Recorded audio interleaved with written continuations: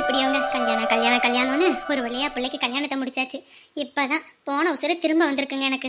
என்ன ஒரே ஒரு வருத்தம், பயலுக்கு நல்ல பெருசா கிராண்டா பண்ணிட்டோம், சின்ன பிள்ளைக்கு இப்படி பண்ண முடியாம போச்சுன்றதா வருத்தம். அவளுக்கு மட்டும் என்ன நம்ம பண்ண மாட்டோம் நான் சொன்னோம். அவ அந்த மாதிரி தப்பு பண்ணலன்னா அவளுக்கும் இதை விட பெருசா பண்ணியிருப்போம் தான். அதுதான் கொஞ்சம் வருத்தமா போச்சு. யாரும் இல்லாம சொந்த பந்தம் இல்லாம 4 செவத்துக்குள்ள கல்யாணம் பண்ண மாதிரி கோவில்ல போய் கல்யாணம் பண்ணிட்டு வந்தாரு. சரி விடுங்க, அடுத்து மாசமாவா, குழந்தை பிறக்கும், காது குத்து, வளகாப்பு, அப்படி இப்படின்னு ஏகப்பட்ட விசேஷம் இருக்கு. அதுக்கெல்லாம் நல்லா பெருசா பண்ணிடுவோம். ஊரையே கூப்பிட்டு தடபடலா விருந்து போட்டு எல்லாரும் மெச்ச அளவுக்கு செஞ்சு போடுவோம். அதுவும் சரிதான், நல்லா பெருசா பண்ணணும், பாக்குறவங்க எல்லாம் ஆச்சரியப்படணும், பிள்ளைக்கு நல்லா செஞ்சு போட்டாங்கன்னு பெருமைப்படுற அளவுக்கு. இப்பயும் என்ன ரிசப்ஷன் வைக்கலாம் தான், ஆனா வரவங்க எல்லாரும் ஒரு மாதிரி பேசி போடுவாங்க.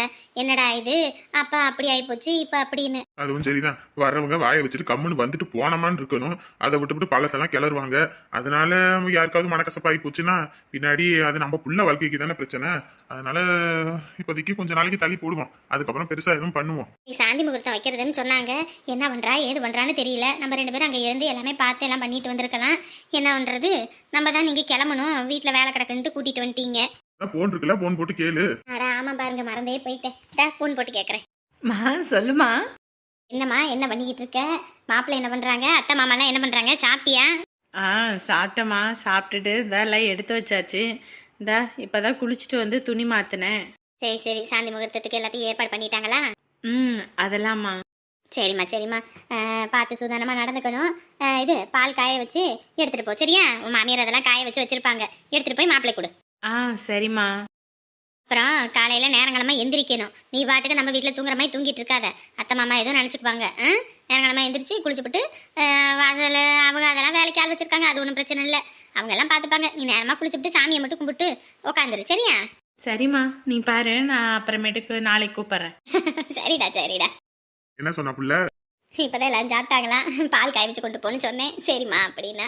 மனசுல இந்த பாரமே இப்பதான் குறைஞ்ச மாதிரி இருக்கு. உள்ளே ஒரு நல்ல இடத்துல கட்டி கொடுத்துட்டோம், இனி எந்த கவலையும் இல்ல. ஆமாங்க. ஏம்மா பசிக்குதுமா. பசிக்குதுன்னா சாப்பாடு போட்டு சாப்பிடு.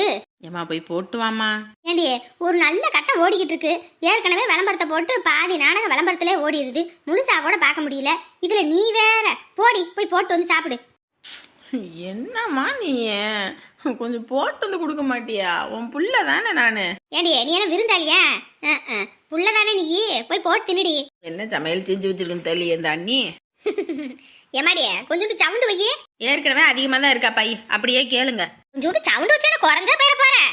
ஏற்கனவே எக்கோ அடிச்சுக்கிட்டு இருக்கு, இதை சவுண்டு வச்சா என்ன ஒன்னும் கேட்காது. எம்மா இவ ஒருத்திடா நல்ல கட்டம் ஓடிக்கிட்டு இருக்கும்போது எம்மா நொம்மான் இருப்பா. என்னடி சோறு இல்ல குழம்பும் இல்ல.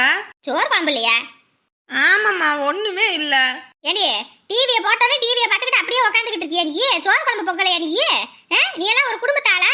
இந்த வீட்டுல நான் மட்டும்தான் இருக்கனா, நீங்க எல்லாம் இல்லையோ? தினமும் நானே தான் பொங்கணுமா? வேணும்னா ஆக்கி திங்க வேண்டிதானே. ஏண்டி என் புள்ள எப்பெல்லாம் வரால அப்பெல்லாம் உனக்கு வேணும்னு கொழுப்படுத்தாலையா நீ? ஒரு சோறு போடாம கொண்டு விடுவா போல இருக்கீங்களா? சும்மா வாய கிண்டாதீங்க. நான் ஏற்கனவே வந்துட்டு எதுவும் என் வீட்டுக்கார் பேசக்கூடாதுன்னு சொன்னால தான் நான் அமைதியா இருக்கேன். வீட்டு கார் ஆமல, வீட்டு காரு. அந்த கார் எப்படி வந்தாரு? நான் பெக்காமையா வந்தாரு? 10 மாசம் சுமந்து பெத்தேன்டி, 10 மாசம் சுமந்து பெத்தேன். ஏண்டி நீ உங்க அண்ணனுக்கு போன போடு, உங்க அண்ணன் கிட்ட பஞ்சாயத்து வைப்பான். வைங்க வைங்க வைங்க. ஒரு நாள் உட்காந்து நம்மளும் டிவி பார்த்துடக்கூடாது. இவளுங்க மட்டும் 24 மணி நேரமும் டிவி பார்க்கலாம். அப்பெல்லாம் எந்த இதுவும் வராது. நம்ம கொஞ்ச நேரம் உட்காந்தோம்னா எப்படிதான் காஞ்சு போய் கிடக்குறாளுங்களோ. ஹலோ அண்ணே. ஒரு தடவை கட் பண்ணி விட்டா மறுபடியும் கூப்பிட்டுக்கிட்டே இருப்பியா? என்ன அண்ணே, வீட்டுல அண்ணி சமைக்கவே இல்லைண்ணே. அண்ணி சமைக்கலன்னா என்ன, நீ சமைக்க வேண்டியதானே? ஏற்கனவே மணி 9 ஆகி போச்சு. இதுக்கு மேல சமைச்சு சாப்பிட்டு 9:30 மணி ஆனா ஏன் 10 மணி 11 மணிக்கு எல்லாம் சமைச்சு சாப்பிடக்கூடாதுன்னு ஏதாவது சட்டம் கிட்ட இருக்குதா? கடை வீதியில 1 மணி 2 மணி கூட சாப்பிட்டுக்கிட்டு இருக்காங்க. என்ன அப்ப உனக்கு பிரச்சனை? முதல்ல நீ போன வையி, நான் உங்க அண்ணி கிட்ட பேசிக்கிறேன். என்னடி என்ன சொன்ன உங்க அண்ணன்? வீட்டுல எத்தனை பேர் இருக்கீங்களே, சமைக்காம என்ன பண்றீங்க அப்படின்னு திட்டுனுச்சு. அன்னைக்கு போன் போட்டு நான் பேசிக்கிறேன்னுச்சு. மணி அடிச்சுன்னு இங்க அடிச்சுட்டாரா? ஹலோ. என்ன சமைக்கலையா? எங்க காலையில அங்க தோட்டத்துல போய் வேலை பார்த்துட்டு வந்தது, காலெல்லாம் ரொம்ப குடையுதுங்க. அதுவும் இல்லாமல் பிள்ளையும் இப்போத்தான் 8:45 தான் வந்தா. சரி, இதுக்கு மேலே எங்கிட்டு போய் சமைக்கிறது? கொஞ்ச நேரம் உட்காந்து இருந்துட்டு இந்த காலுக்கு தைலம் தைச்சிட்டு உட்காந்துருக்கேன். இதுக்கப்புறம் தான் போட்டு ஏதாவது ஒன்று செய்யணும். பாத்தியா பாத்தியா நடிக்கிறத பாத்தியா? சரி சரி, இப்போ என்ன ரொம்ப வலிக்குதா? மாத்திரை எதுவும் வாங்கிட்டு வரட்ட வரும்போது? கால் தான் ரொம்ப குடையுது, எந்திரிச்சு வேலை வெட்டி பார்க்க முடியல. சரி, வரும்போது 2 செட்டு மாத்திரை வாங்கிட்டு வரேன்.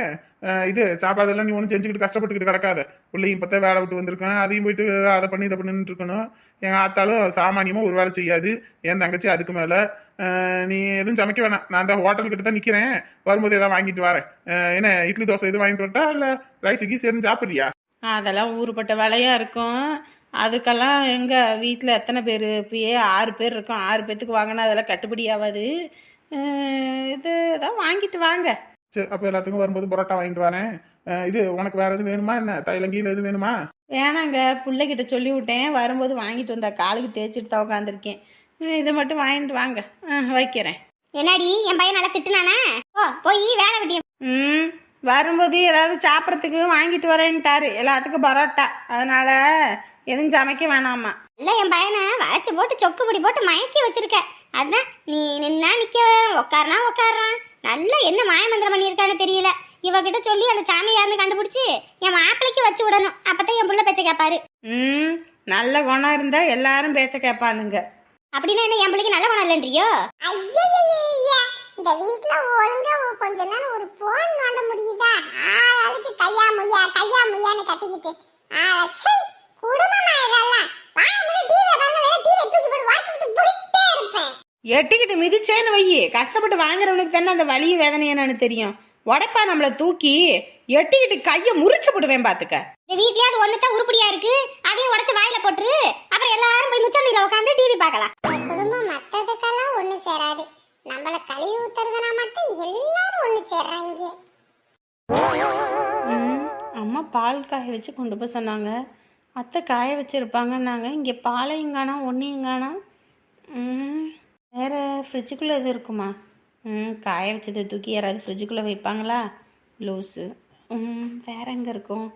சரி, அத்தையும் மாமா வெளியே இருக்காங்களா, அவங்கள்ட்ட கேட்போம். எப்படியப்பா காலெல்லாம் என்ன வலிக்குது. நாங்க பாரு, இன்னைக்கெல்லாம் உட்கார்றதுக்கு கொஞ்ச நேரம் கூட ஓய்வே இல்லை, வேலையான வேலை. ஏதாவது ராசாட்டி தான் வந்துகிட்டு இருந்தாலும் வேலைக்கு அந்த புள்ள வரலையா இன்னைக்கு? ஆமா, இன்னைக்கு வேற எல்லாம் முகூர்த்த நாள், எல்லா பக்கமும் விசேஷம் வச்சிருக்காங்க. அது ஏதோ அவங்க வீட்டுல அண்ணன் பிள்ளைக்கு ஏதோ விசேஷமாம்ல, அதனால அவதான் லீவு சொல்லிவிட்டு 2 நாளுக்கு முன்னாடியே போயிட்டாளே. வரத்துக்கு 1 வாரம் ஆகுமா, நீங்களே பாத்துக்கோங்க அப்படின்னா. எம்மாடி, எனக்கு இந்த கல்யாணம் சொல்லி வேற கிடக்குது, என்னால எதுவும் பார்க்க முடியாது, வேற ஆளை ஏதாவது போட்டு விட்டு போடி அப்படின்னா எல்லாரும் அங்கங்க போயிட்டாங்கம்மா, யாரும் கிடைக்கல அப்படின்ட்டா. அதனால இன்னைக்கு பாத்திரத்தெல்லாம் கழுவி போட்டு இந்த சமையல் வேலையை முடிச்சு மூட்டு சரியான வலி போங்க எனக்கு இன்னைக்கு.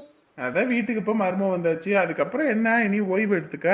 ஆமா, ஓய்வு எடுக்கிறேன். நீங்க வேற வந்ததுல இருந்து மவராசி சமையக்கட்டுல என்னத்த பண்றீங்க ஏது பண்றீங்கன்னு கூட கேட்கல.